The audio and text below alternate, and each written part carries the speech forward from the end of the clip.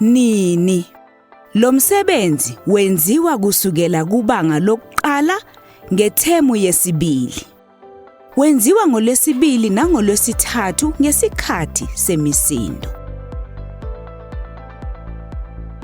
Kungani?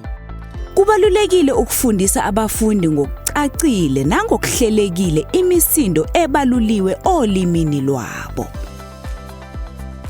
Kubalulekile nokuthi abafundi baqonde ukuthi kumele bahlanganise imisindo ndawonye ukuze bakhe amagama. Yethula umsindo omusha namagama amasha. Ngiyenza. Lalela.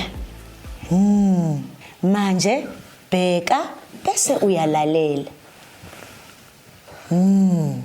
Phinda emva kwami. Manje ke ubani ongangitshela noma iliphi igama eliqala ngalomsindo noma eninalomsindo Ntombi?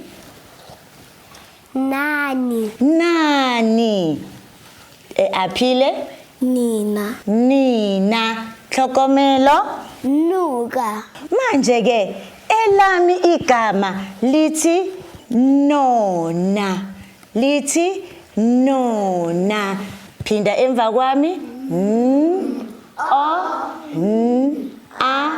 Nona. Zejwayeze ukuphimisa amagama amasha. Siyenza. Biza omunye umfundi ukuba aphimise umsindo walelo nalelo gama. Umfundi kufanele akhombe lolo nalolo hlamvu egameni ngesikhathi esho umsindo. Umfundi uzobe esehlanganisa imisindo ndawonye afunde igama. Umfundi kufanele ahambise umunwe wakhe ngaphansi kwezinhlamvu ngesikhathi ezihlanganisa. Ubani ofuna ukuzozama? Woza Ntombi.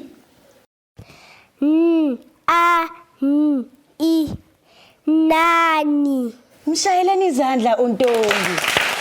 Siyabonga Ntombi. Nginelinye igama lesibili. Ubani ofuna ukuzama? Woza Hlokomelo uzozama.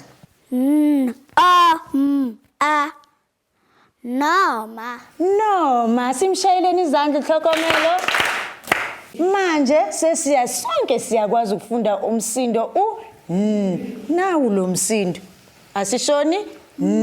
Futhi. Ngiyabonga sishayeleni izandla.